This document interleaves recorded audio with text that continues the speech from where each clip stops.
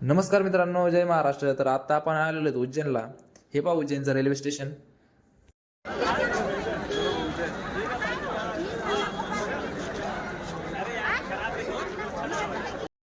वापीहून ते उज्जैनपर्यंत जवळपास 600 किलोमीटरचा प्रवास झालेला आहे मित्रांनो आपला. आणि आपली पूर्ण रात्र निघून गेली आहे प्रवासामध्ये. वापीहून रात्री 11 वाजता आपण अवंतिका एक्सप्रेसने बसलो होतो मित्रांनो उज्जैनसाठी.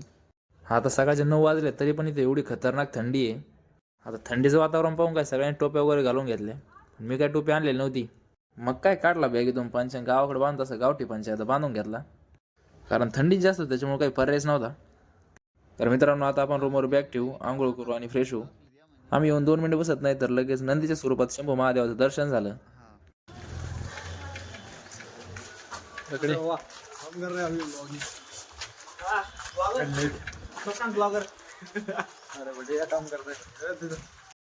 हे पहा कंपनीतले मित्र आहेत माझ्यासोबत. आम्ही 6 जण आलेलो आहेत.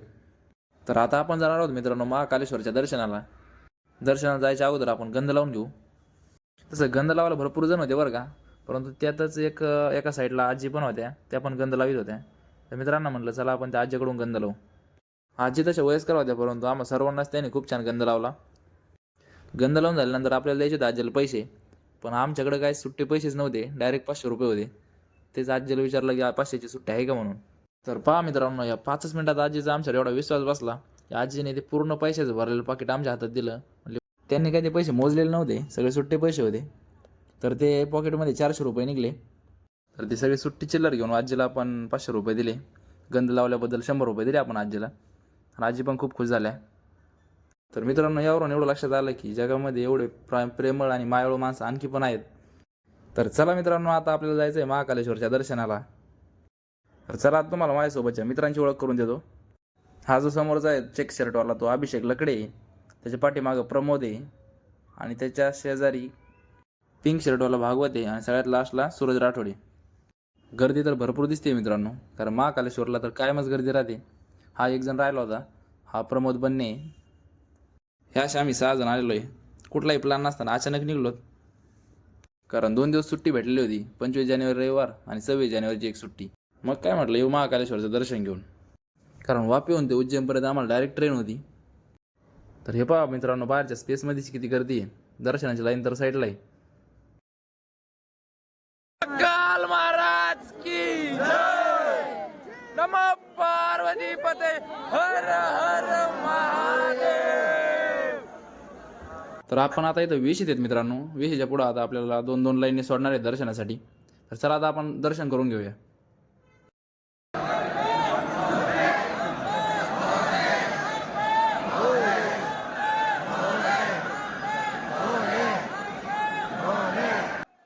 तर हे पहा मित्रांनो दर्शनासाठी कशी बारी लागलेली आहे. एकदम अशा मुंग्या पळाल्यासारखी माणसं पळत होती. तर हा ब्लॉग पूर्ण पहा मित्रांनो, तुमचं डायरेक्ट ऑनलाईन महाकालेश्वरचं दर्शन करून देतो. जसे आपली शिर्डीची दर्शनाची बारी ना, त्याच पद्धतीने इथे पण दर्शनाची बारी आहे. गोल गोल घुमावं लागतं. आम्ही आतापर्यंत नक्की 4-5 किलोमीटर चाललो असतो इथल्या इथंच.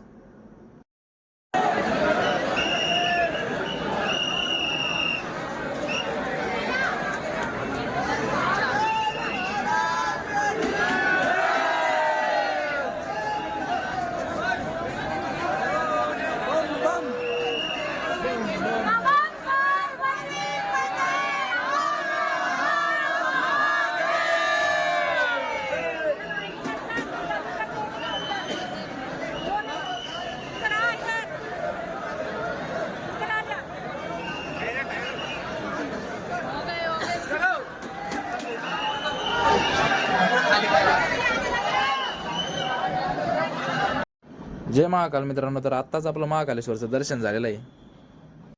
खूप छान दर्शन झालं मित्रांनो. त्या मानाने गर्दी पण जास्त नव्हती. खूप व्यवस्थित दर्शन झालेलं आहे आपलं. तर मित्रांनो हा ब्लॉग पण खूप मोठा होत चालला आहे.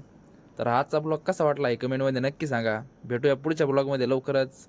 जय महाराष्ट्र, जय महाकाल.